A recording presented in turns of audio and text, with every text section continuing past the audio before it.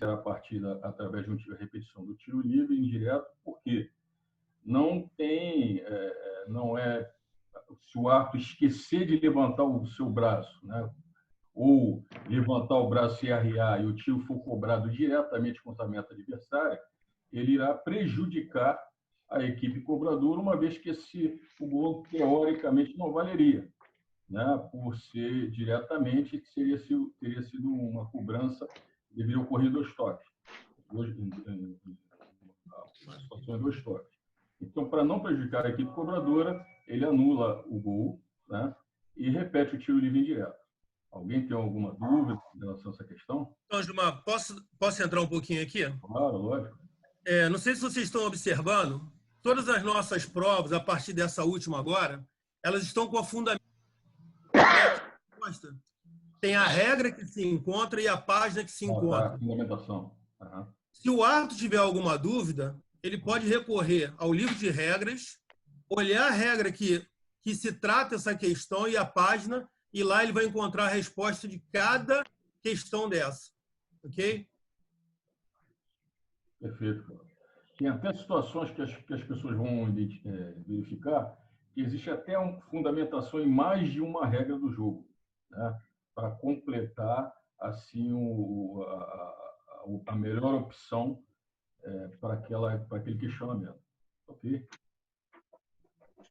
Alguém tem alguma dúvida com relação a essa questão? Podemos passar para outra?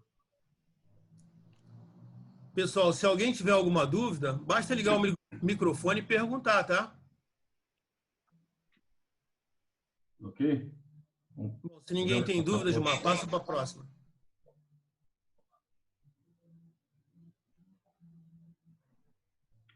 Bom, a segunda questão, uma questão bem tranquila, né? Caso sejam disponibilizadas bolas adicionais, regra 2 ao redor do campo do jogo, né? Quem deverá controlar a utilização das mesmas, né?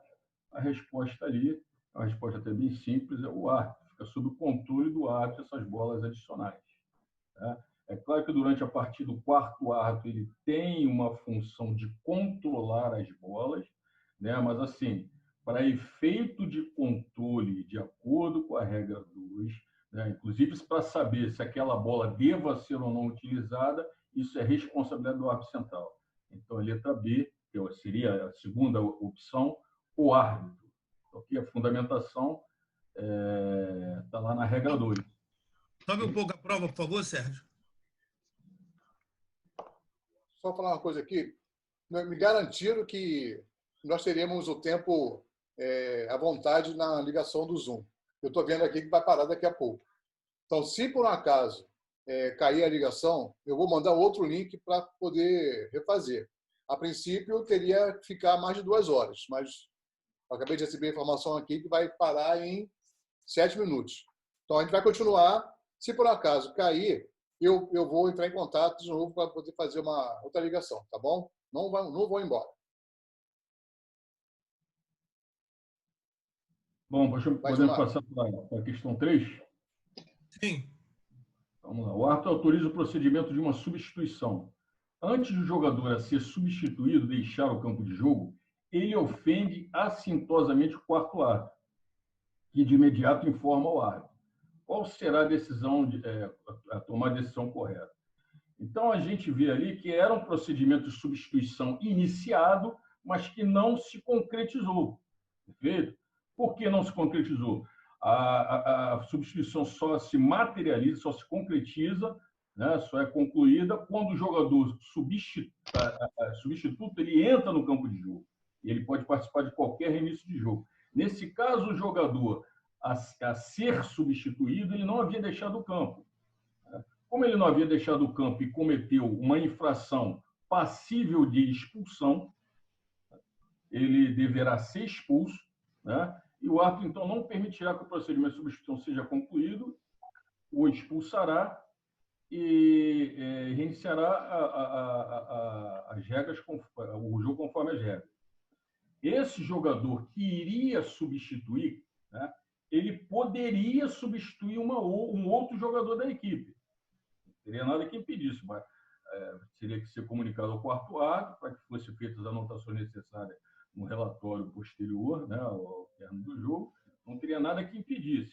Mas o time vai ficar com um jogador a menos, a equipe vai ficar com um jogador a menos, e a melhor resposta, a resposta correta seria a segunda opção, não permitirá que o procedimento de substituição seja concluído.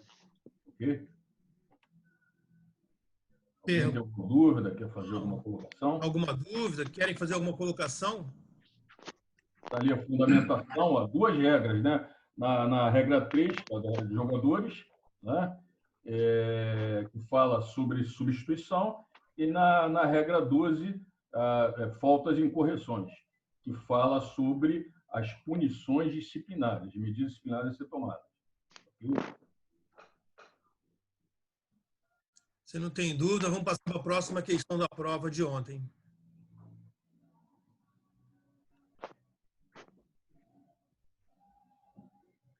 Antes de passar para essa, Gilmar, é o seguinte, acho que eu estava preocupado aqui com outras coisas, passou uma informação que é importante, que na primeira questão, quando o árbitro esquece de levantar o braço e a bola vai em direção ao gol, é interessante que o árbitro fique atento e pare o jogo antes do goleiro tocar na bola e a bola entrar no gol, porque isso vai gerar uma confusão muito grande. Então, se você esqueceu de levantar o braço, o jogador lançou a bola para o gol, tu está vendo que vai entrar, já para o jogo, porque vai dar alguma coisa errada. Porque se o goleiro tocar na bola e a bola entrar, vai todo mundo achar que houve o segundo toque, então seria o gol. E não é isso que a regra manda. Então, se você perceber que o jogador vai lançar a bola para o gol, já para e já manda repetir o tiro livre direto. Então, deixa a bola entrar para depois voltar, porque até aí você já criou confusão no jogo todo. Ok? Perfeito. Vamos lá. Bom, o árbitro deverá sempre expulsar um jogador em casos de infrações com arremesso de objetos, inclusive a bola. Quando coloca inclusive a bola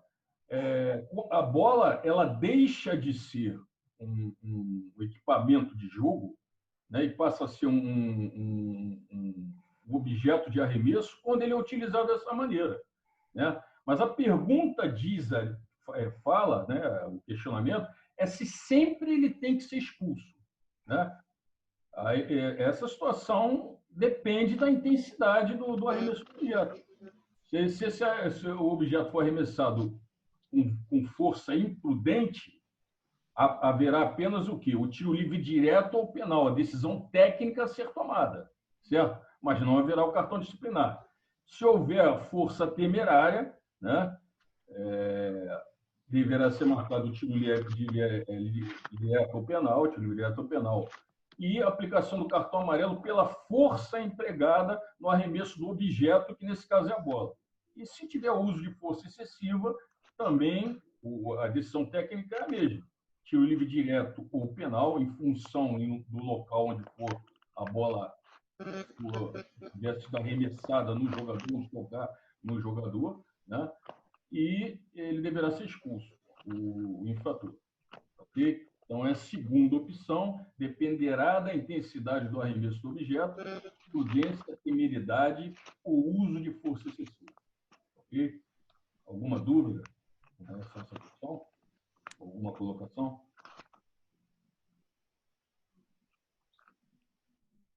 Gilmar, Sim. lembrando que não precisa acertar, né? O fato de só tentar jogar a bola já caracterizaria o tiro livre direto.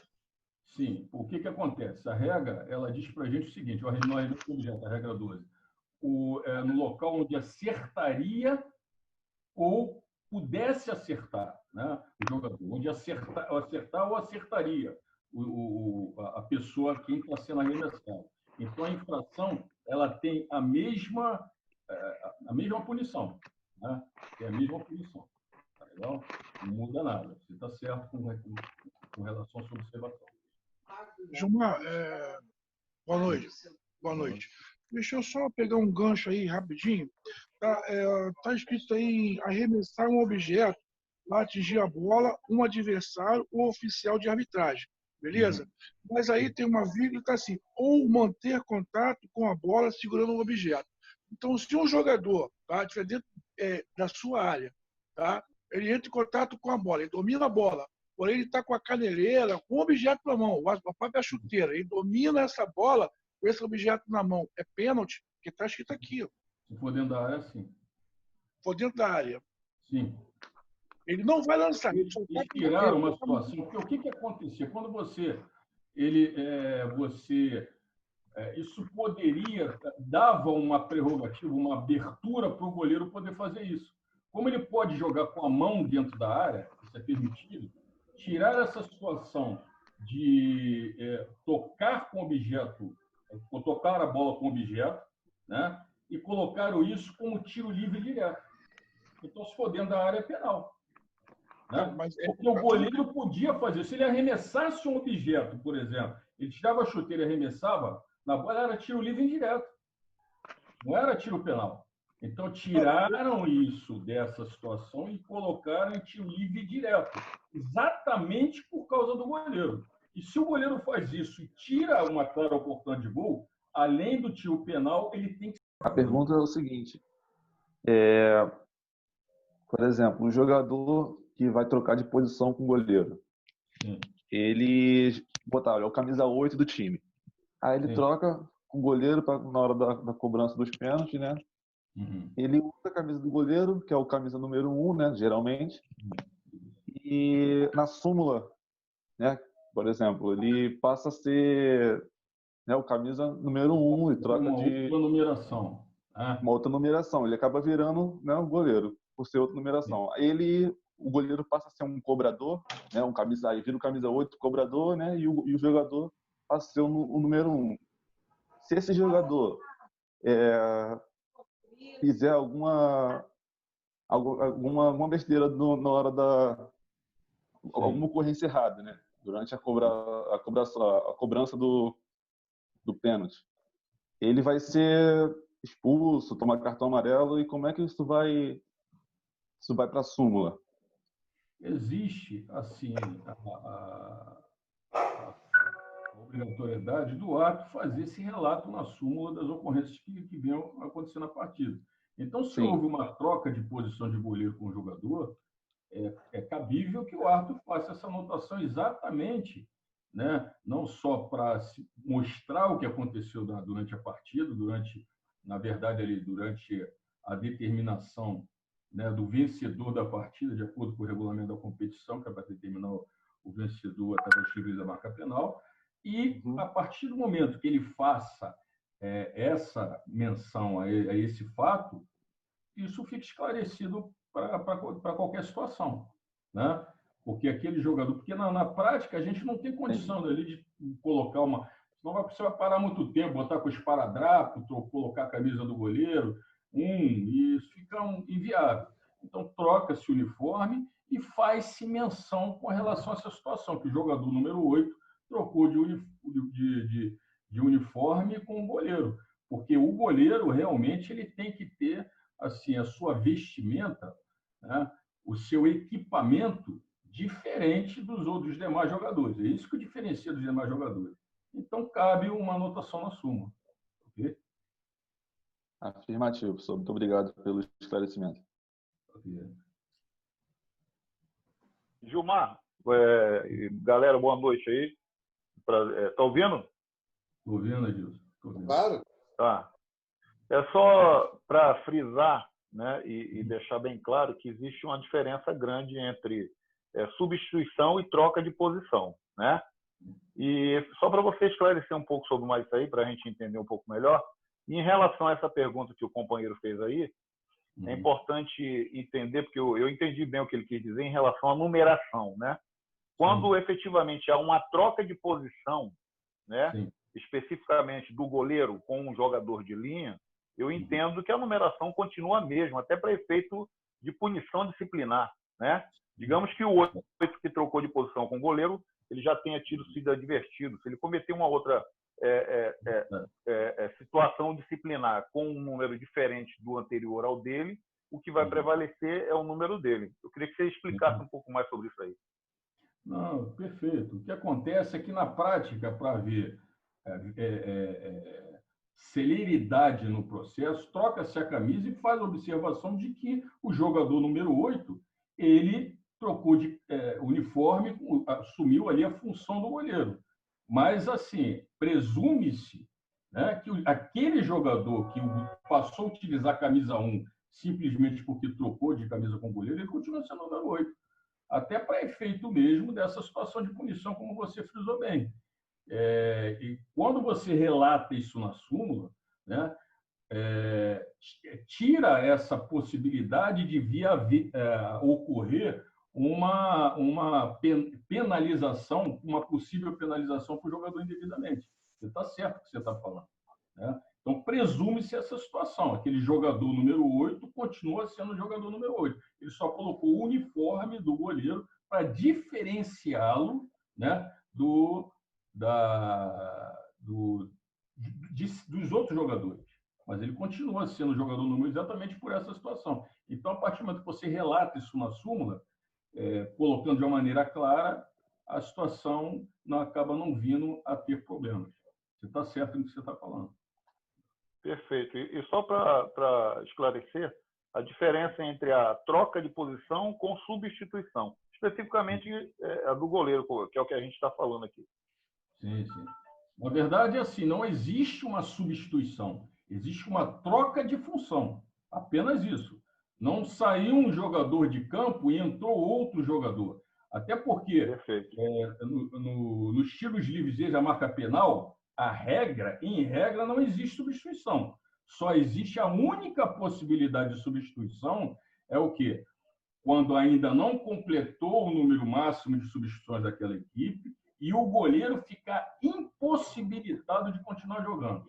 Se ele for... o que é impossibilitado? A gente presume o quê? Lesão, passou mal, né? Houve alguma situação nesse sentido, né? Mal súbito do goleiro. Então, se não teve ainda o número de substituições completado por aquela equipe, esse jogador, que é o goleiro, ele poderá ser substituído por um outro. Perfeito? Em caso de expulsão, esse goleiro não poderá ser substituído. Ele vai ter que ser... Alguém vai ter que assumir a função do goleiro. Certo? Perfeito, Gilmar.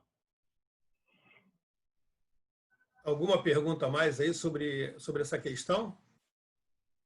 Essa questão, deixa eu só entrar aí nessa seara. Essa questão, a pergunta do Jonas Francisco é bastante pertinente. E a resposta de Gilmar também foi tranquila. Só que essa é uma questão administrativa, não tem nada a ver com o jogo. Então fica uma coisa muito complicada de explicar. Porque a partir do momento que o árbitro permite que o jogador troque de posição com o goleiro, ele, na verdade, agora é o goleiro. E aí você vai ter uma alteração dentro da súmula. Como é que eu passo agora a tratar esse jogador numa aplicação de cartão amarelo? É preciso ter essa paciência na hora de entender o fato. Então, quando não houve realmente substituição, mas quando permite, está trocando de camisa. Quando está trocando de camisa, ele não é mais o 8, agora é o 1. Então, é preciso também fazer. Então, na súmula, testou na súmula, dizendo que houve a mudança, que o 8 passou a ser o 1 e o 1 passou a ser o 8. E aí tudo passa a partir daquele momento, as sanções disciplinares passam a ser para aquele jogador.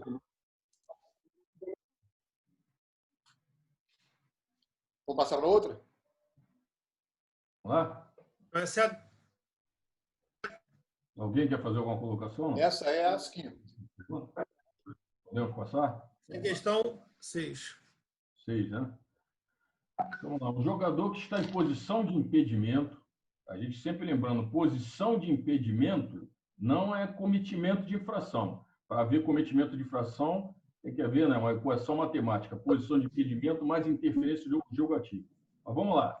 Ele recebe a bola de um companheiro que intercepta um passe de um adversário. Quando a gente lê isso, aí pode confundir. Se a gente lê rápido, não lê com atenção, a gente pode se confundir, mas a questão é mais simples possível, realmente. Na verdade, o que aconteceu primeiro foi a jogada do adversário.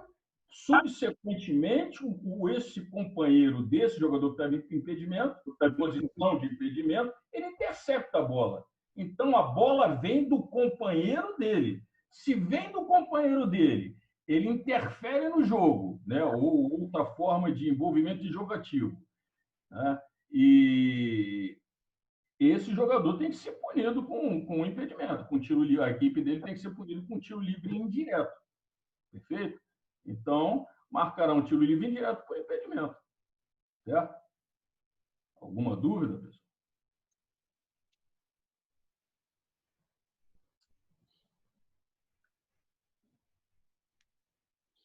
Tudo certo? Podemos passar para outra? Vamos para 7, então.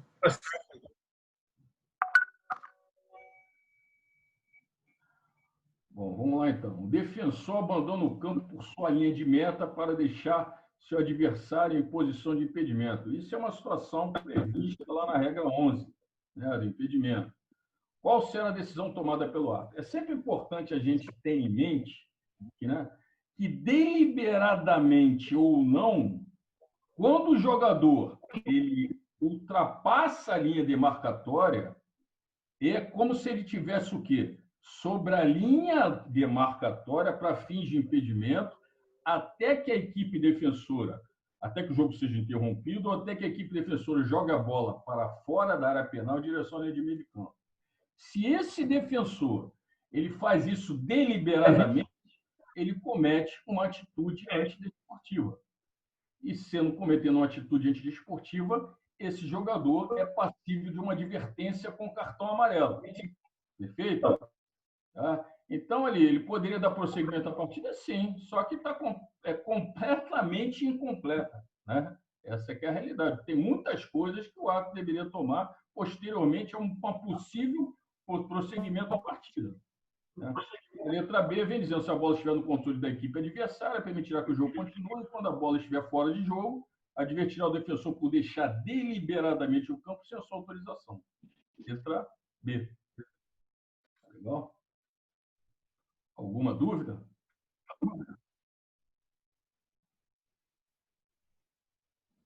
É claro que aquele jogador que deixou, por exemplo, uma lesão, ele caiu numa jogada normal, esse jogador não vai ser punido por isso. Tá certo? Ele não vai ser punido por isso. Esse deixou deliberadamente. Normalmente as situações em que o jogador defensor quer deixar, normalmente isso é o mais comum, né? Ou pelo menos era o mais comum. Agora já está mais do que verificado isso, mas para deixar um jogador atacante adversário em posição de impedimento e vindo a receber a bola, interferir no jogo e ser punido por impedimento. Tá legal? Ok? Alguma dúvida, alguma colocação? Está ali, regra 11, página 109, se eu não me engano. Podemos passar?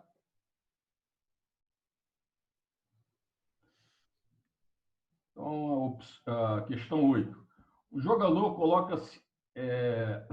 coloca-se intencionalmente, coloca sobre a bola intencionalmente por um tempo exagerado.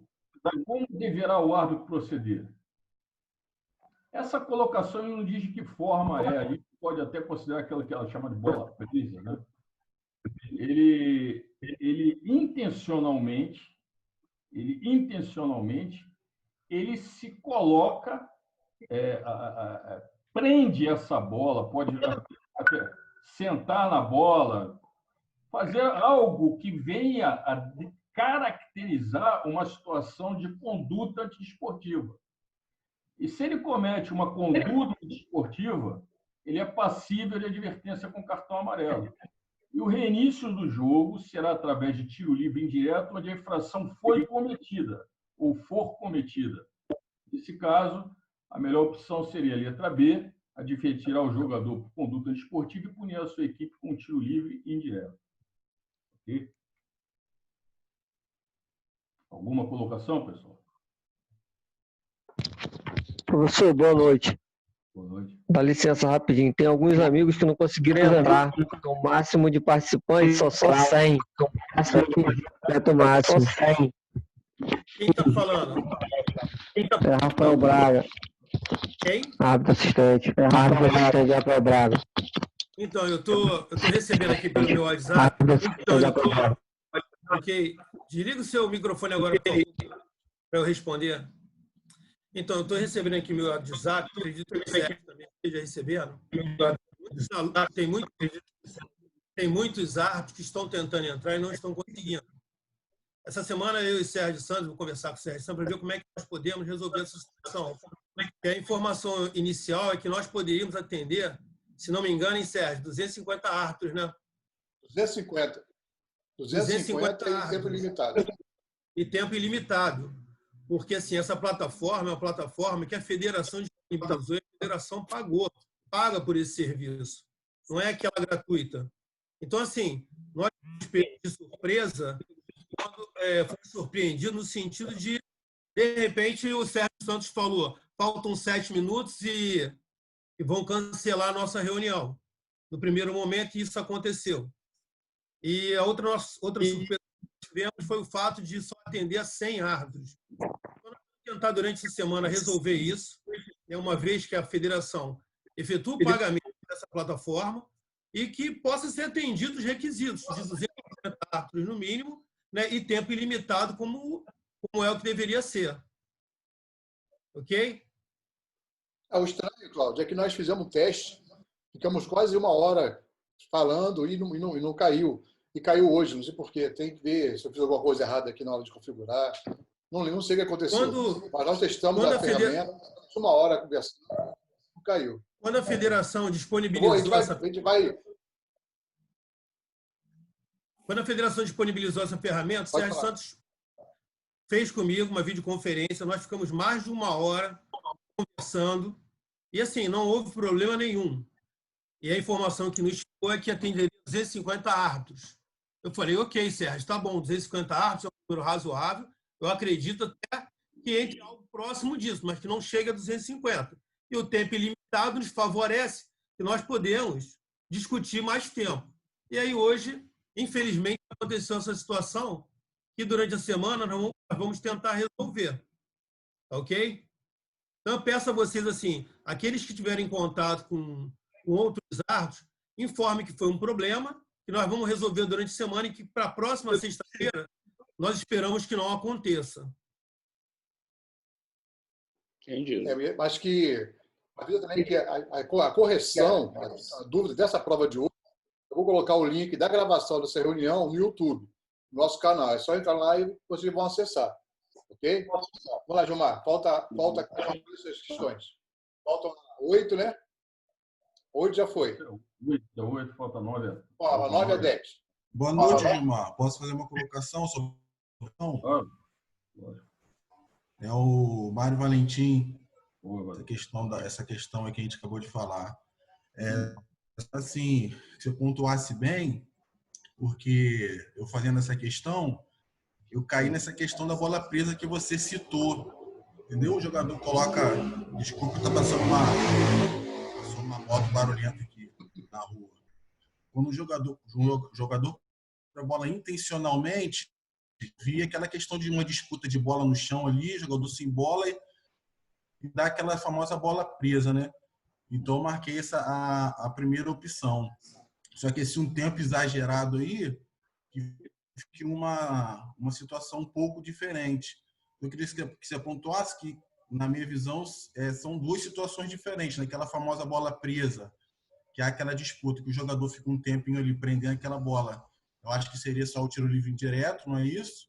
E esse tempo exagerado é um exemplo que você falou, um jogador que já está ganhando o jogo, senta na bola para fazer uma graça, aí você caberia a conduta desportiva, mais ou menos isso?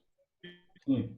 O que acontece? Na verdade, assim, a forma de jogar, de prender a bola dessa maneira, ela é caracterizada como uma infração. Né? Você prende a bola, você prende está caído, prende entre as pernas, né? Entre a tua coxa e a tua panturrilha. Você está prendendo a bola de uma maneira que impede o jogador de poder disputar com você. Então, se você comete esse tipo de procedimento, você dá margem, assim, você utiliza uma forma de agir, de jogar, que ela é contrária ao que se espera de uma partida de futebol. Então, se você utiliza esse procedimento, você está usando uma forma, uma conduta de uma maneira errada de jogar, uma maneira incorreta de jogar, uma maneira mal intencional de jogar, né? E dessa maneira estaria passível de ser advertido cartão amarelo por conduta desportiva, por não agir desportivamente, e a sua equipe, por sua vez, seria punida com um tiro livre indireto no local da infração. Sim.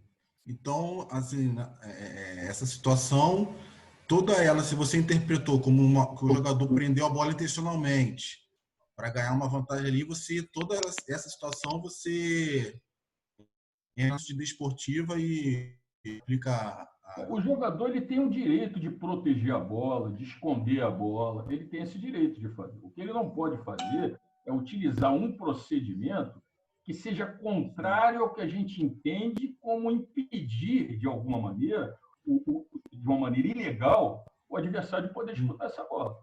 Tá? Por exemplo, ele senta na bola. Posso dar um exemplo? Pode falar. Posso dar um exemplo aqui? Um exemplo bem esdrúxulo, mas não vai acontecer isso nunca. Mas vamos imaginar o seguinte: o jogador, a bola quica na frente dele, ele, sem tocar a mão na bola, ele levanta a camisa, esconde a bola debaixo da camisa e sai correndo. O que você faria num lance desse? É uma atitude desportiva, cartão amarelo, porque ele é antidesportivo, e tiro livre indireto, porque ele não permitiu que houvesse uma disputa. Ele escondeu a bola e usou uma artimanha. Aí é um exemplo que totalmente não vai acontecer, mas que a gente pode, de repente, enquadrar nessa questão. Sim. Sérgio, boa noite. Boa noite.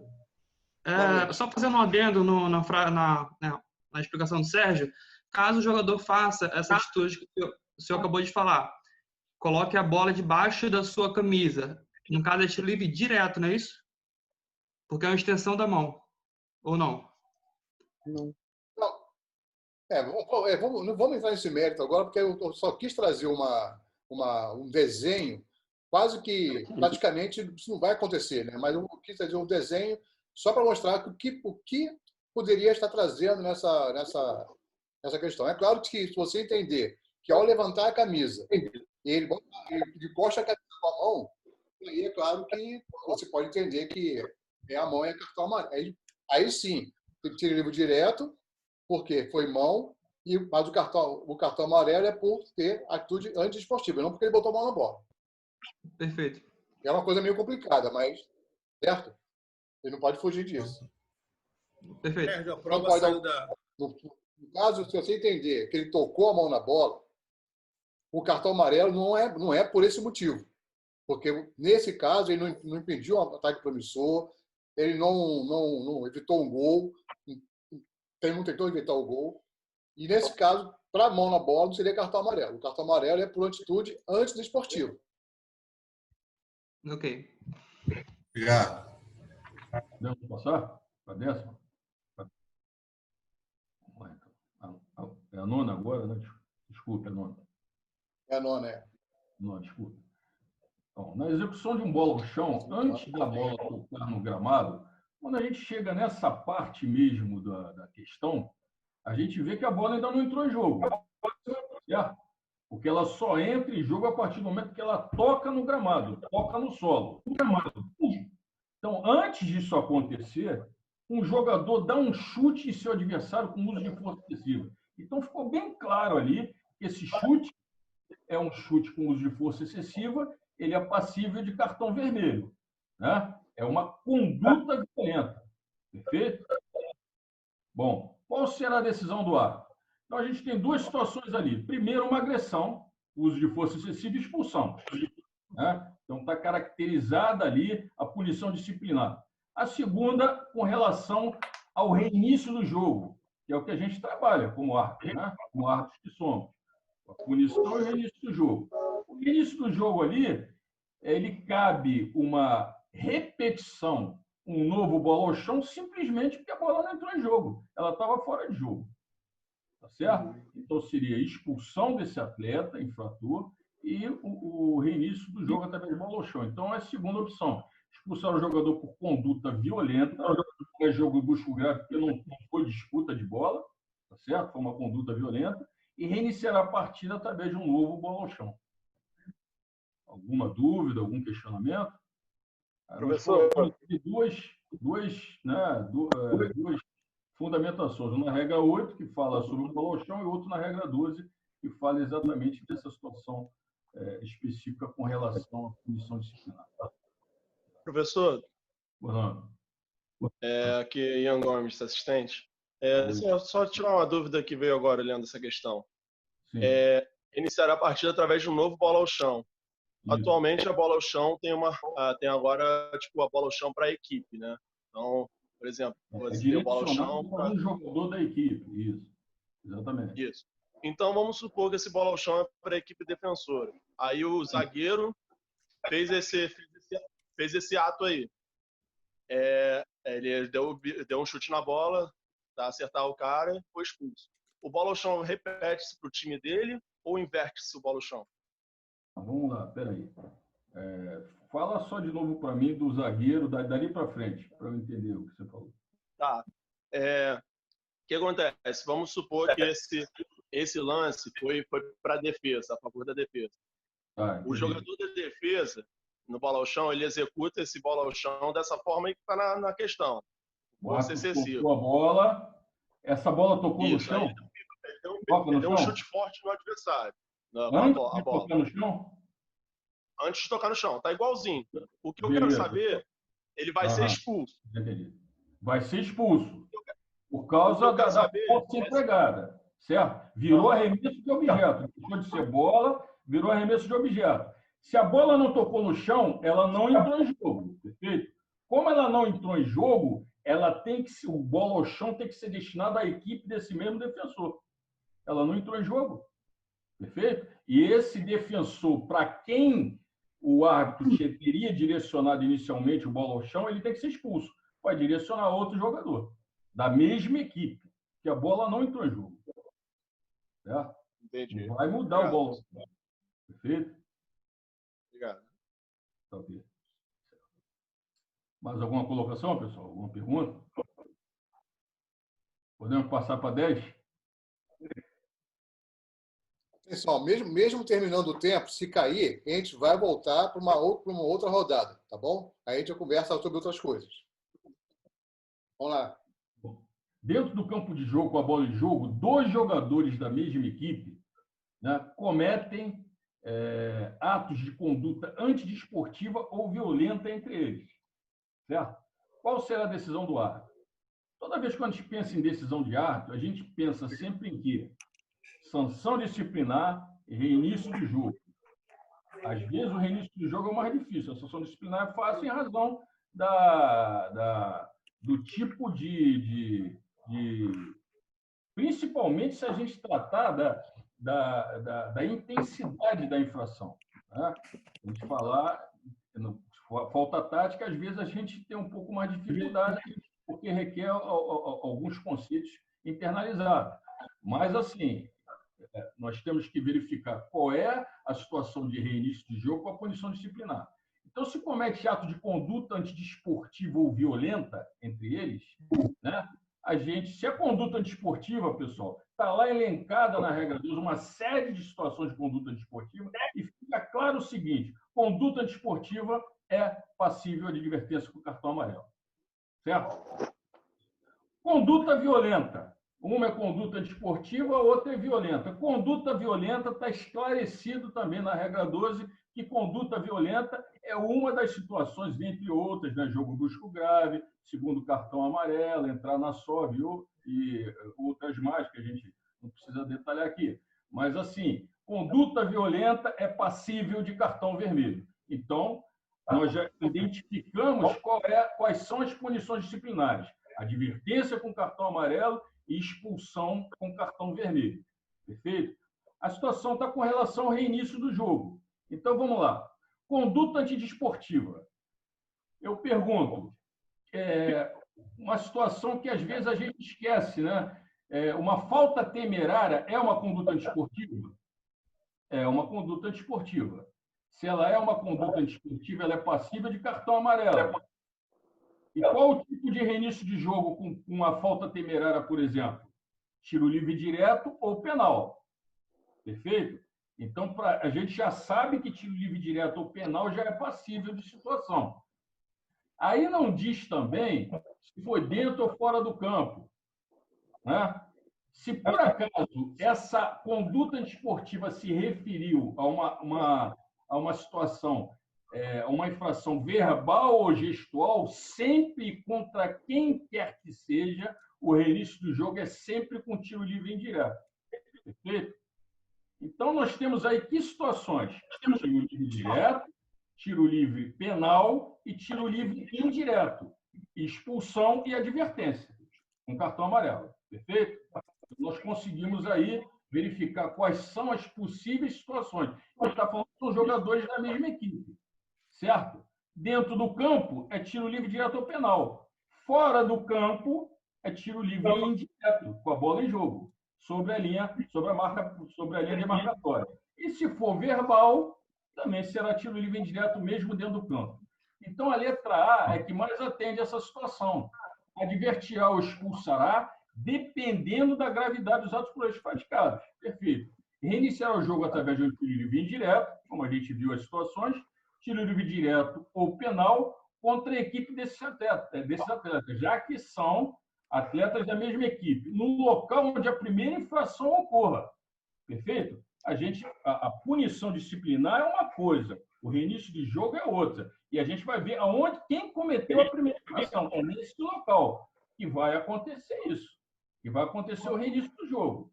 Pode ter acontecido, por exemplo, dentro da área penal, eles estão próximos ali, um dentro da área e o outro fora da área. Um, por exemplo, xinga o outro, aí seria tiro livre indireto mesmo, que é verbal. Mas ele, por exemplo, arremessa o objeto no outro, e esse mesmo arremessa o objeto para dentro da área penal. Tá? Cada um jogou uma chuteira no outro.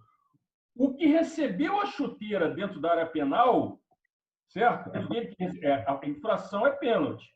Mas quem arremessou primeiro? Foi quem estava dentro da área penal. Se foi para fora, é tiro livre. Escuta.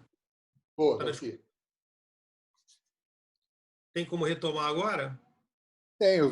Bom, eu tentei ver aqui o que aconteceu. Vamos ver se vai chegar, deixar passar de 100 agora. Né? Então, mais uma vez falando, infelizmente, nós estamos tendo esses problemas técnicos. Nós testamos tudo antes, funcionou tudo normalmente. Informo outra vez, a federação disponibilizou essa ferramenta para nós, ela efetuou o pagamento, era por tempo ilimitado e até 250 participantes. E, para nossa surpresa, minha e do Sérgio, é que quando chegou a 100 participantes, eles bloquearam o acesso de outros árbitros, quando deveria aceitar até 250. E também 40 minutos, né, Sérgio? Isso, Nós tínhamos tempo ilimitado e quando chega a 40 minutos, cai a conexão novamente. Então, durante a semana, Sérgio Santos, junto comigo, nós vamos tentar resolver isso de forma que possa atender a todos que tenham interesse em participar. Eu coloquei em 2 grupos aqui do telefone do WhatsApp que muita gente queria participar e não está conseguindo em função do número de participantes. E o link vai ser disponibilizado pelo Sérgio Santos no YouTube e durante essa semana nós vamos resolver essa situação. Porque assim, é muito ruim, no meio da explicação do Gilmar, cair a conexão. Você perde completamente o entendimento e o raciocínio sobre o que ele está explicando. Então, assim, o Gilmar vai voltar, o Gilmar estava na questão 10, né, Sérgio? Isso. O Gilmar estava na questão 10, ele vai esclarecer novamente a questão 10, e aí nós vamos dar aos nossos trabalhos aí. Lembrando, mais uma vez, que eu não sei se alguém entrou depois da fala inicial, que todas as sextas-feiras, a partir de hoje, haverá essa reunião online. Essa reunião serve para quê? Para que nós esclareçamos as dúvidas referentes à avaliação que ocorreu na quinta-feira. Então, se você fez a prova de quinta-feira, errou alguma questão, não concordou com a resposta, na sexta-feira, o Gilmar vai esclarecer para vocês aqui. Lembrando que as respostas agora das avaliações, nós estamos colocando a fundamentação embaixo da questão. A se encontra aquela resposta e a página. Não sei se vocês observaram, isso começou nessa última avaliação. Ok? Então, pessoal, onde está o Gilmar? Vou passar a palavra para o Gilmar aí. O Sérgio Santos vai colocar a prova. Nós continuemos. Só um minutinho, Cláudio. O que acontece? Eu estou recebendo algumas perguntas aqui. É bom responder para não achar que a gente está deixando de lado. Eu recebi uma informação que uma live seria melhor. O que acontece? A live seria bom, mas a live também tem um tempo limitado e o canal de comunicação entre um e o outro, as pessoas ficam só assistindo. A gente não quer só que vocês assistam, a gente quer que vocês participem ativamente. Uma outra mensagem aqui foi dividir em grupo. Bom, seria interessante dividir em grupo. Só que aí, o que acontece? Para cada grupo, você pode encontrar uma resposta diferente, um questionamento diferente. Então, para você tirar dúvidas de uma prova que foi para todo mundo, acho mais interessante, mais justo para que todos participem ao mesmo tempo. A gente tem que resolver a questão da ferramenta. A gente resolvendo a questão da ferramenta, isso vai funcionar. Eu e Cláudio, a gente está pensando em fazer palestras com os módulos. Aí sim, é uma outra situação. A gente vai criar palestras sobre regras para falar com os módulos nesse canal também. Então, a gente vai ser uma outra situação. Vai dividir por módulos e trabalhar com vocês isoladamente. Mas nas questões das dúvidas, não tem como dividir, porque a minha preocupação é Gilmar hoje dar uma resposta porque teve um questionamento. Aí, no outro dia, um outro árbitro tem um outro questionamento, aí vai vir uma outra resposta, vai mudar tudo. Eu prefiro que isso não aconteça. É bom que estejam todos aqui, que a resposta de Gilmar é uma resposta única para todos. E não vai ter problema nenhum. Ok? Vamos lá, deixa eu compartilhar aqui a tela para fechar a última.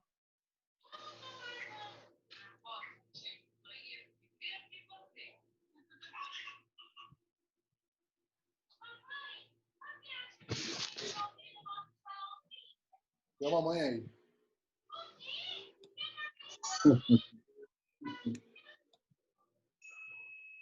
Oi? Podemos ir? Oi, Gilmar. Podemos ir? Então, vamos lá. Então, lá novamente. Então, dentro do campo, com a bola em jogo, 2 jogadores da mesma equipe cometem atos de conduta antidesportiva ou violenta entre eles, considera a decisão do árbitro. Então, a gente, anteriormente, né, antes da interrupção, o que nós verificamos? Né? Que é necessário que o árbitro, né, ele venha a identificar as possíveis punições disciplinares e a forma de reinício de jogo. Se essa bola estiver fora de jogo, vai reiniciar conforme as regras. Mas, no caso, aí a bola está em jogo. Então, ele vai ter que verificar como esse jogo vai ser reiniciado. Né? E vimos também o seguinte, né? Que a gente tem aí cometem atos de conduta antiesportiva e violenta. Demos o exemplo que toda falta temerária ela é considerada uma conduta antiesportiva. Ela está elencada lá na regra 12 entre as situações possíveis de atos de conduta antiesportiva. Então, ela é passível de cartão amarelo. Né? Conduta violenta é uma das situações elencadas como passível de cartão vermelho, expulsão com cartão vermelho. Então, nós já identificamos o quê? Que as punições disciplinares, né, apesar de todas as opções, ela já advertia o expulsará, mas a gente identificou por quê. Então, advertência e expulsão. Isso ficou claro. A forma de reinício de jogo. Né? O que acontece nesse tipo de situação? Houve ali uma situação violenta com a bola em jogo. Não diz se foi dentro ou fora de campo, porque a bola está em jogo. Porque se estivesse fora de jogo, reiniciaria o jogo conforme as regras. Simplesmente essa situação. Mas a bola está em jogo. Dependendo do local, a forma de reinício é de uma maneira, e dependendo de quem cometer a infração e que tipo de infração. Uma outra situação que a gente leva em consideração é que toda infração verbal ou gestual contra quem quer que seja dentro ou fora de campo, né? E com a bola em jogo, o reinício de jogo se dará através de um tiro livre e indireto no local onde ocorrer a infração, ou na linha demarcatória, no local mais próximo onde a infração tiver ocorrido. Tá certo? sempre com tiro livre indireto. Sempre tiro livre indireto. Tá bom? Bom, uma conduta violenta cometida por jogadores da mesma equipe, um jogador da mesma equipe comete contra um membro da outra equipe fora do campo de jogo, a expulsão a gente já sabe pelo ato qual é, pela natureza da falta. Mas o reinício do jogo será o quê? Se é componente da própria equipe, será que tiro livre indireto a ser cobrado sobre a linha demarcatória? Sempre. Sempre. Se for contra adversário, tiro livre direto sobre a linha demarcatória, estou falando fora de campo. Ou tiro penal, se for no limite da área penal, né? E no prolongamento da área penal. Então, a gente verifica aí, falando essas coisas, que seria o quê? Advertência por cartão amarelo e expulsão por cartão vermelho. Punições disciplinares. E o reinício do jogo? Tiro livre direto, demos o exemplo de falta temerária. Tiro livre indireto, demos aí exemplos de infração verbal gestual, infração cometida, mesmo violenta, fora do campo de jogo, com a bola em jogo, né? Cometida contra membro da própria equipe do jogador. E tiro penal, se essa infração for cometida dentro da área penal, como o próprio exemplo da falta temerária. Então, a melhor opção seria advertir ao expulsar, dependendo da gravidade dos atos, é claro, né, por praticados, e iniciará o jogo através de tiro direto, indireto ou penal contra a equipe desses atletas, com atletas da mesma equipe, certo? No local onde a primeira infração ocorre. Se a gente conseguir identificar a primeira infração, é naquele local que vai acontecer. A gente deu até um exemplo, né, de uma conduta de arremesso de objeto. Arremessou um objeto. Se o jogador arremesso o objeto para dentro da área penal, vai ser onde atingiu ou poderia atingir. É aquele jogador, mesmo sendo o jogador da minha equipe. Tiro penal. Se for de dentro para fora, né, é tiro livre direto, para onde atingiu ou poderia atingir. Bom, vamos dizer que quem arremessou de primeiro foi o jogador que estava dentro da área penal. Então, vai ser tiro livre direto. Se fosse o inverso, tiro penal. Se as infrações... Isso é um exemplo apenas. Se não for conseguido identificar quem cometeu a primeira infração, sendo elas simultâneas, aí você vai punir a mais grave. Certo? Então, letra A. Tudo bem? Alguma dúvida, alguma colocação? Saiu a fundamentação, nós usamos a regra 5, a regra do árbitro, né? Usamos a regra 12 e diversas páginas, 117, 129 e 122, que fala do reinício do jogo, após faltas e correções. Legal?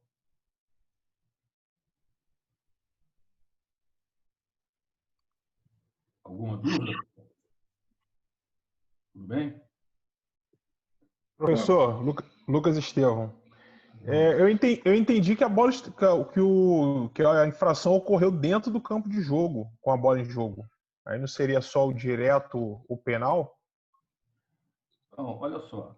O que acontece? Eu até citei exemplo que poderia ocorrer fora do campo de jogo. Por gentileza, Sérgio, desce um pouquinho. Essa infração, perfeito, dentro do campo de jogo. Não discordo de você, eu acabei me estendendo, né? E foi legal a tua intervenção, achei perfeita. Mas a gente poderia ter, dentro do campo de jogo, uma infração verbal ou gestual, certo? Que não deixe de ser caracterizada como uma conduta desportiva, sempre o reinício do jogo através do tiro livre indireto. Ok? Legal? Beleza? Então, esse tipo de situação, mesmo dentro do campo de jogo, né? Um jogador xinga o outro, né? Seria uma conduta desportiva, uma infração verbal, né? O reinício do jogo através de tiro livre indireto, mesmo que seja dentro da área penal desse jogador. Ok? Eu acabei me estendendo quando eu vi essa questão do campo, mas você está certo, a tua intervenção aí foi muito oportuna. Quando eu li essa questão, eu imaginei uma jogada. Eu sempre quando eu leio uma questão dessa, eu sempre procuro colocar no campo de jogo e ver a situação que pode acontecer com o que está escrito. Então, quando ele fala que dois jogadores cometem atos de conduta esportiva ou violenta, ele não fala que é um ou outro. Pode ser ou conduta violenta ou uma esportiva, ou pode ser as duas. E aí, qual é a ação do árbitro? Vamos imaginar que no jogo, um jogador que empurra um braço de forma temerária, um jogador, e o outro dá o soco. Então, simultaneamente, um empurra e o outro dá o soco. Então, você tem uma jogada para cartão amarelo, que é colocar a mão no rosto empurrando, e um soco que é para cartão vermelho. E aí, quem é que vai? Como é que eu vou reiniciar esse jogo? Se as duas coisas são simultâneas, eu preciso usar o quê? A técnica da infração mais grave. Por isso, pode ser tiro penal, pode ser direto, pode ser direto. Então, a gente tem que estar com isso na cabeça. É uma questão que exige do árbitro, do aluno, de quem está lendo a questão, uma profundidade para poder entender e encontrar qual é a resposta. Certo, Lucas? Não, professor, entendido aí. Obrigado aí pela explicação aí. Não, mas até falei fora do campo de jogo, mas foi oportuna a colocação do Lucas e o acréscimo aí do Sérgio. Perfeito, vocês dois. Perfeito. Seu Gilmar. Seu Gilmar, Francisco. Fala, Francisco. Tudo bom? É o seguinte, eu queria colocar também como exemplo, se caso ocorresse entre um atacante e um defensor, a infração mais grave, independente se for simultâneo, é sempre de quem defende ou de quem ataca? Não. Primeiro, a gente trabalha, quando é para julgar esse tipo de situação, são infrações simultâneas, sejam cometidas por jogadores da mesma equipe ou não, porque a regra do jogo ela não especifica que tem que ser jogadores adversários, tá certo? Então, quando você comete a infração, o jogador cometeu uma infração, que nem o Sérgio explicou agora e foi bem explícito com relação a isso. Um empurra, vamos aproveitar, ele colocou situações simultâneas, mas vamos aproveitar esse próprio exemplo dele. Um empurra e o outro agride com um soco. Quem cometeu a primeira infração? Quem empurrou.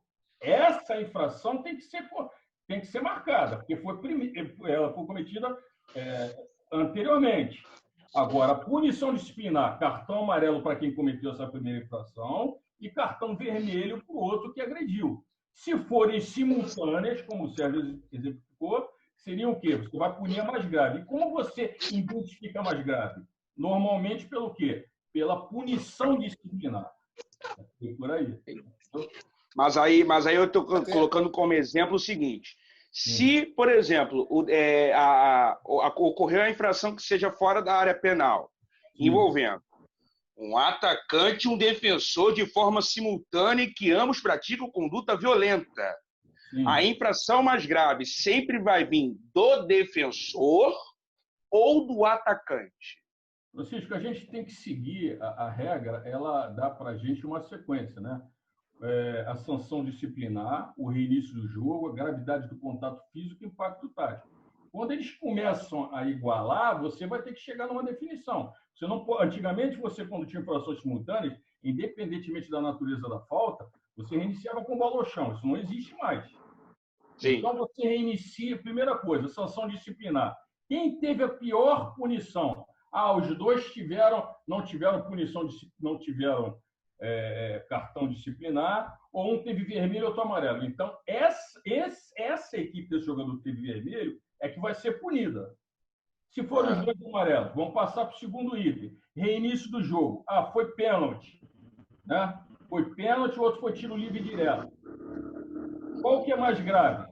O reinício do jogo, o pênalti. Então, eu vou punir essa equipe e sancionar os jogadores disciplinarmente de acordo com a gravidade dos atos. O terceiro, a gravidade do contato físico. E, por último, o impacto tático, que pode chegar à seguinte situação. Por exemplo, uma situação de um ataque promissor, né? Que vem impedir um ataque promissor. Ou, se você não chegar a situação nenhuma, eu chego a pensar, até dizer que se todos eles se equivalem, não tem nenhuma diferença, qual é a equipe que está atacando? A equipe que está atacando é a equipe A. A infração ocorreu na metade da equipe B. Está dando mais impacto tático a equipe A. Então, a equipe B vai ser punida.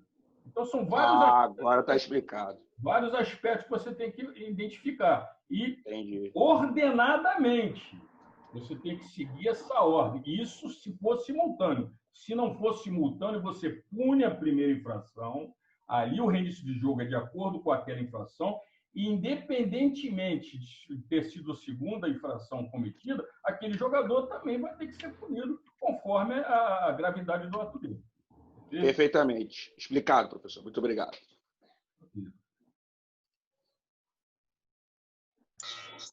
Mais alguém?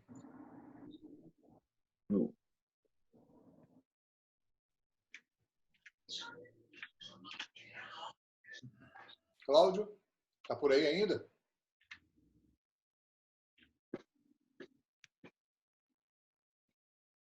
Cláudio José está por aí ainda?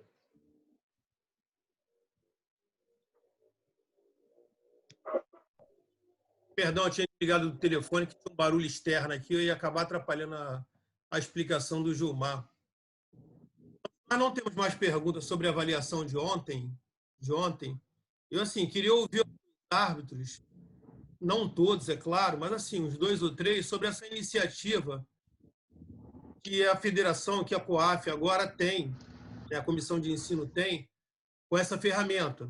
Toda vez que nós tivermos a avaliação aqui às quintas-feiras, às sextas-feiras, né, nós teremos esse esclarecimento sobre as dúvidas que possam surgir. E aí eu queria ouvir vocês aí sobre isso.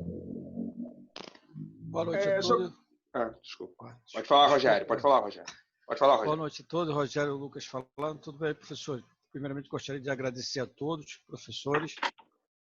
Falar que essa ferramenta aí a gente já usa lá no trabalho, né? Para quem conhece aqui, eu trabalho na TIA, a gente usa essa ferramenta para reuniões junto com o Skype. Essa ferramenta aí, Sérgio, é excelente. Vocês estão de parabéns, a federação também, a comissão de arbitragem, a comissão de ensino. Acho que esse é um caminho que não tem mais volta, tá? A gente está aí sempre estudando pelas lives.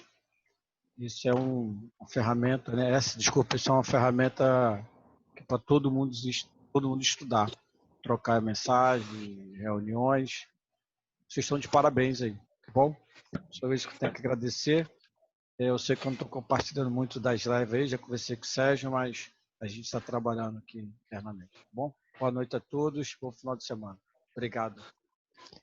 Com base no que o Rogério está falando, eu também vou colocar um pouquinho nessa tese. É uma verdadeira ferramenta. Eu confesso a vocês, árbitros e assistentes, e também aos membros da comissão de ensino, que eu nunca tinha usado aplicativo como esse e eu não imaginava isso como uma grande ferramenta.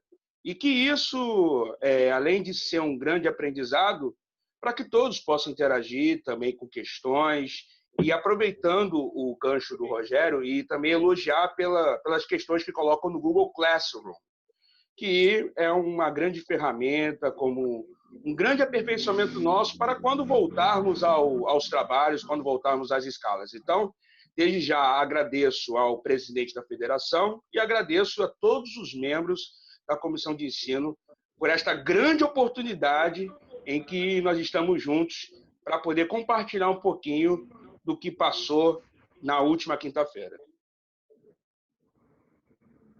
Claudinho, é o Ivo. Opa, Ivo, fala aí. Boa noite. Boa noite. A todos vocês aí, integrante aí dessa conferência aí, quero aí elogiar o Gilmar Fátio Fernandes, o baluarte das regras, e ao Claudinho, professor, pela iniciativa.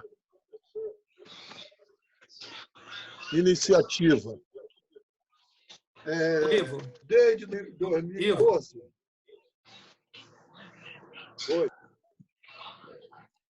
Não, eu agradeço, mas a ideia de nós nos reunirmos é do Sérgio Santos, porque nós estávamos recebendo muitas perguntas, né? E aí o Sérgio Santos teve essa ideia que eu achei maravilhosa. Quando ele me falou, eu falei, Sérgio, a ideia é maravilhosa, vamos fazer. Então, assim, a ideia foi do Sérgio Santos. Entendeu? Ele entrou em contato comigo e falou. Tá? Só a título de esclarecimento, e assim, hoje, o departamento de arbitragem, nós temos um diretor chamado Luiz Mairovitch. Ele é o responsável pela arbitragem do Rio de Janeiro. Nós temos duas pastas. Nós temos a COAF-RJ, que é a Comissão de Arbitragem, que é responsável por escalar árbitro, por promover árbitro, que é o presidente, e o Sérgio Santos é o vice-presidente da COAF-RJ. Nós temos uma outra pasta, CEPEDA, que é a Comissão Especializada em Planejamento e Desenvolvimento da Arbitragem, da qual eu sou o presidente e o Sérgio Santos é o coordenador geral dessa comissão de ensino, do qual instrutores, do Mafarto, Edilson, Simone, Robson, Marcelo, Jackson, Wendel, eu não sei se eu esqueci algum nome assim, mas assim, nós temos um número de 12 instrutores. Infelizmente, nós não podemos realizar o trabalho presencial em função dessa... Nós já tínhamos campus, já tínhamos montado um cronograma de sala de aula, infelizmente não pudemos. E aí tivemos que utilizar essa ferramenta do Google Class, e aí veio o Sérgio, e aí nós montamos essa videoconferência com vocês, que vai ser uma coisa que vai acontecer agora, depois da avaliação. Então, assim, para ficar claro, tem alguma dúvida sobre estudo, sobre instrução, você deve procurar a mim, ao Sérgio Santos, né, e aos instrutores que fazem parte da comissão de ensino. Ah, eu quero falar de escala, eu quero falar de promoção. Você tem que procurar o Santiago e o Sérgio Santos, e não a mim. Não adianta um árbitro vir a mim perguntar sobre escala, que eu não tenho autonomia sobre isso. Eu vejo alguns árbitros vindo me procurar antes dessa pandemia por causa de escala. E assim, está procurando a pessoa errada, que eu não tenho uma resposta para dar, uma vez que é o Santiago e o Sérgio Santos que são responsáveis. Então, assim, fique claro, a comissão de ensino é uma pasta, trabalha com instrução, e a comissão de arbitragem é outra pasta, trabalha com escala e promoções de árbitro. Tá bom? Quando eu refiro à comissão, eu refiro a todo mundo, a todos os integrantes da comissão de arbitragem. Não, eu entendi, Ivo. É assim, é para ficar claro que a ideia dessa videoconferência não foi minha, entendeu? Eu entendi o que você falou. Mas assim, o Sérgio Santos, ele que teve a ideia de montar essa videoconferência em função da quantidade de perguntas que nós tínhamos no WhatsApp. Eu não tenho tempo de ficar utilizando o WhatsApp toda hora. Aí, às vezes, o árbitro acha que é má vontade. E não é má vontade. Entendeu? Eu trabalho, eu cumpro uma carga horária no meu trabalho, eu não tenho como ficar acessando o WhatsApp toda hora para responder no ar. Da mesma forma, o Sérgio Santos. Entendeu? Então, assim, as pessoas me mandavam muitas perguntas. Algumas eu respondi, outras não. A mesma coisa acontecia com o Sérgio Santos. Algumas ele respondia e outras não, em função da demanda de tempo dele. Aí foi com o Sérgio, eu não estou dando conta de responder a tantas perguntas. Aí teve essa ideia, essa luz, né? Falou comigo, eu falei, de imediato, Sérgio, é para já. Vamos ver se a gente consegue implementar essa semana.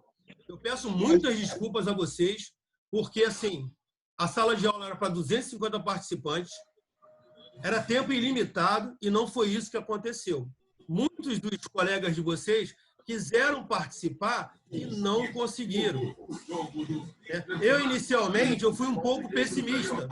Eu falei para o Sérgio Santos, aqueles que tiraram 10, 9, 8, nem vão aparecer na sala.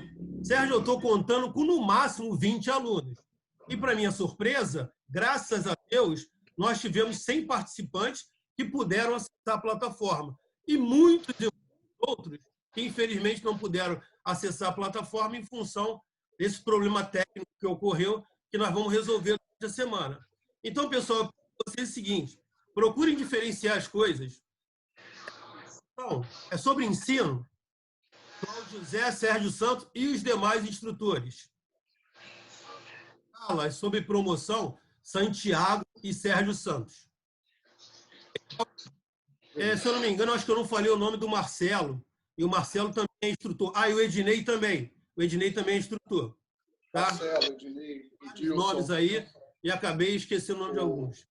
O Edilson se tem, né? Claudinho,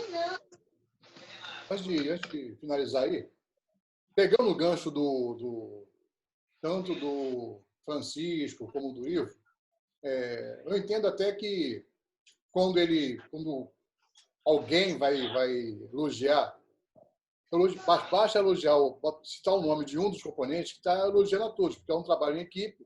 Tudo que a gente está fazendo aqui, não sou eu sozinho que estou fazendo, não é você sozinho que está fazendo, somos nós que estamos fazendo.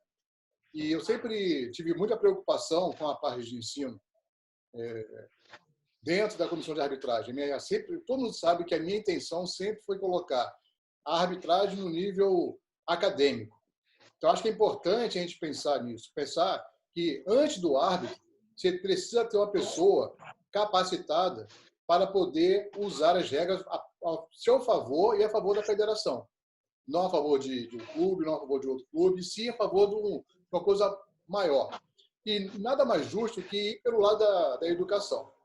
Como eu sou da área de tecnologia, o meu trabalho sempre foi tecnologia, usando as ferramentas que nos são propostas, foram colocadas, é importante de fazer isso. Primeiro, para a gente poder ver vocês, e isso para mim ficou muito, muito melhor do que explicar as regras, foi poder ver vocês, ver que estão todos bem. A participação de 100 poderia ser 300, porque muita gente não conseguiu entrar. Então, só o fato de a gente poder ver vocês, ver que vocês estão bem, estão caminhando, estão prontos para reiniciar a nossa vida normal, já é um grande alento. Então, antes de terminar aqui o tempo, já estamos finalizando quase aqui, eu gostaria de agradecer a vocês, agradecer o Cláudio, agradecer o Mairovic, que estava presente aí na primeira parte, infelizmente não gostou. E também uma coisa que é importante sempre falar. Nós somos árbitros, nós seguimos regras. E ele colocou uma regra para a participação da nossa conferência e todos seguiram a regra. Então, isso é importante. Essa gravação aqui vai ser disponibilizada para o nosso presidente, o Dr. Rubens Lopes, e isso mostra o quanto nós somos organizados e o quanto nós seguimos regras. Então, são pequenos detalhes que fazem a diferença. Na hora que a gente vai pedir alguma coisa, quando eu pedir a possibilidade de eles colocarem o Zoom pago para a gente poder utilizar, de imediato o Márcio Duba, que é o diretor da tecnologia, autorizou. Não sei o que aconteceu, talvez tenha sido algum problema que eu tenha feito com relação à organização desta sala de hoje, porque da outra vez funcionou, posso ter cometido algum erro. Mas na próxima vez, com certeza, isso vai superar. Ok? Cláudio. Não, então, no princípio da oportunidade, eu não citei o nome do Jackson e o nome do Hilton Moutinho, que também fazem parte do grupo de instrutores. Acho que agora eu fechei. Se os instrutores que estão na sala, porventura eu deixei de falar o nome de alguém, me lembre agora aí para que não tenha uma injustiça. Eu quero dizer para vocês o seguinte: a comissão de ensino está trabalhando arduamente. Hoje mesmo eu recebi questões do Robson. Eu me reúno com o Gilmar e com o Wendel, né, às terças-feiras, para nós muitas questões. O Wendel tem questão, o Sérgio Santos envia questão, a Simone envia questão. E assim, nós vamos montando essa avaliação em cima das questões que são enviadas pelos instrutores. Então, assim, nós estamos trabalhando muito para que assim, possa oferecer, nesse momento tão difícil, o conteúdo que possa agregar valor na carreira de vocês. Temos que melhorar muito? Melhorar muito, muito. Mas eu acredito assim, que nós demos um inicial, primeiro com a Flex, né, que é a nossa ferramenta do Google Classroom, e agora com essa que foi disponibilizada pela federação. Tá legal? Eu torço para que essa pandemia, que essa quarentena acabe o quanto antes, para que nós voltemos o nosso trabalho presencial. A nossa sede em Jacarepaguá está linda. Eu já estive lá algumas vezes com o Santiago, com o Marco, com o Robertinho, com o Wendel. A sala está linda, entendeu? E vocês ali vão ter um ambiente muito confortável e muito prazeroso para estudo. Tá legal? Quero agradecer a todos a participação aí. Fiquei muito feliz de ver que nós temos 100 pessoas na videoconferência aí. Espero que na sexta-feira nós possamos ter mais do que 100. Tá bom? Muito obrigado a todos de coração aí, hein? Claudinho, preciso falar. Pode falar, Jorge. Jorge. Boa noite, pessoal. Boa noite aos companheiros aí. Claudinho, deixa eu só te perguntar uma coisa. Na quinta-feira que vem é feriado. Vai ter a avaliação e se possivelmente na sexta-feira for o ponto facultativo, vai ter essa... Então, na quinta-feira vai ter avaliação e na sexta-feira vai ter esse encontro. Nós deixamos o seguinte, não é obrigatório, é importante.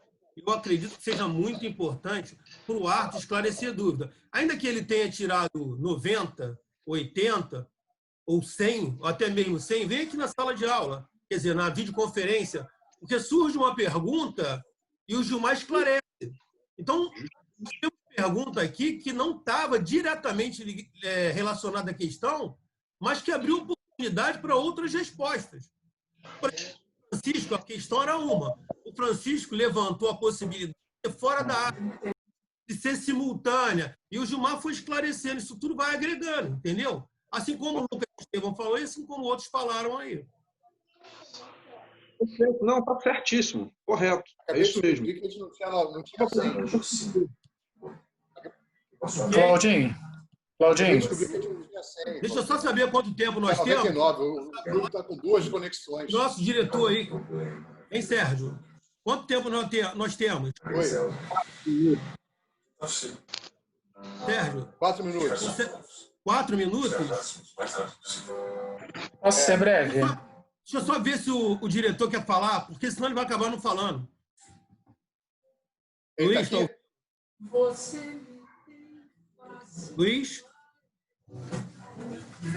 Luiz não. Não, então vai, Maurício. Claudinho, boa noite a todos, tá?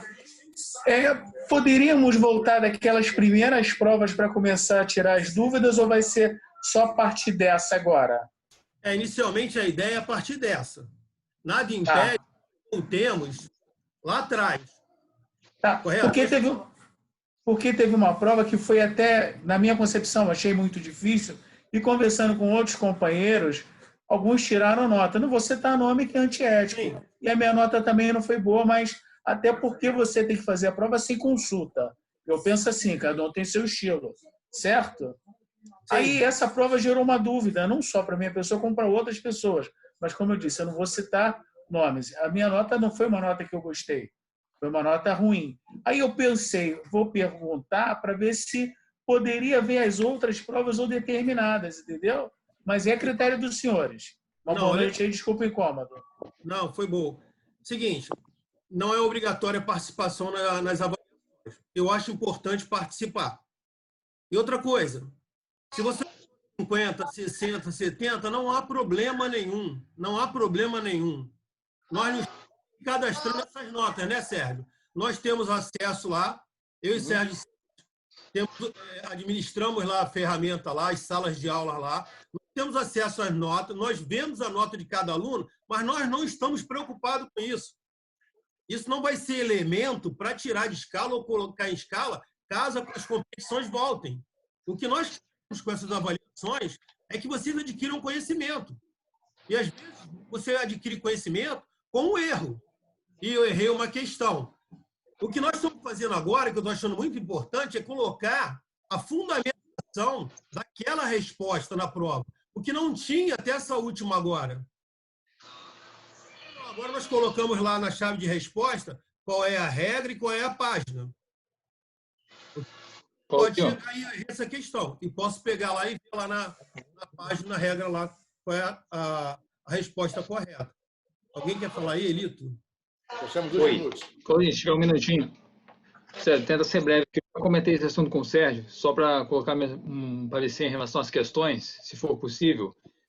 às vezes, meu entendimento, Cláudio, eu tento interpretar, como o Sérgio bem colocou, o lance de jogo. E algumas vezes eu consigo ver que uma questão ela dá margem para dupla interpretação ou mais de uma resposta. Será que seria possível a gente colocar alguma prova ao longo do tempo ali com uma situação problema, que é o relato do jogo, para a gente tentar interpretar realmente visualizando a jogada? Seria só um... Ô, Elito, uma das nossas preocupações, minha e do Sérgio Santos, é nós fazermos questões que não tenham dupla interpretação. E nós temos trabalhado muito nisso. Outro dia, um árbitro me ligou, não passou a dizer, falou, Claudinho, a bola bateu na mão do goleiro, eu não lembro muito bem a questão. A resposta. Aí eu falei, mas a resposta é essa. Ele falou, mas não está no enunciado. E o árbitro não está errado. Não foi dito no enunciado. Aí o que eu, Gilmar e o Wendel temos feito? Nós temos, assim, visto as questões que nos são enviadas e até aquelas que nós montamos, nós fazemos uma correção para que não dê dupla interpretação. E aí nós passamos para o Sérgio Santos faz um outro filtro, e aí o Sérgio Santos me liga, Claudinho, na questão 1, tá isso, isso e isso. Falei, vou mudar agora. Então, assim, nós temos uma grande preocupação de não ir questão de dupla interpretação. E se nós fôssemos pegar as provas que nós passamos, as primeiras para vocês, algumas questões nós não teríamos enviado para vocês. Induz o árbitro ao erro. Isso não afere conhecimento. A ideia é de aferir conhecimento e não de induzir a erro de árbitro, entendeu?